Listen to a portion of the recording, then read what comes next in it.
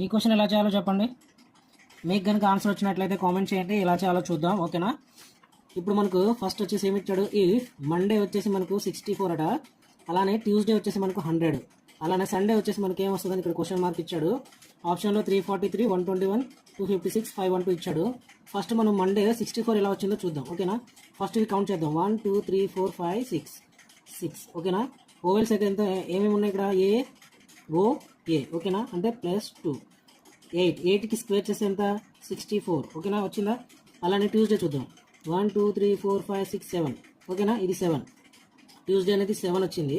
7 plus ఏఈయు అంటే 3 వచ్చింది. ఇక్కడ 3 అంటే ఇక్కడ 10ని స్క్వేర్ చేస్తే మనం ఎంత వచ్చింది 100. ఓకేనా? అలానే సండేకి 1 2 3 4 5 6 ప్లస్ 1 2. ఓకేనా? 2 అంటే ఇంకెంత 5 8 స్క్వేర్. మనకి ఇక్కడ ఏం రావాలి 64 రావాలి. కానీ మనకి ఇక్కడ ఏముంది 343, 121, 256, 512 ఉంది. ఓకేనా?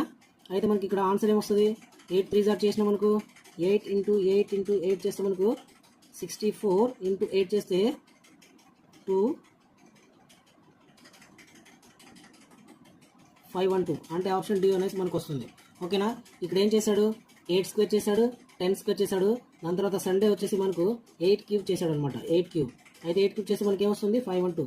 మిగతా ఆప్షన్ మనకు చేసినా రాదు. ఓకేనా?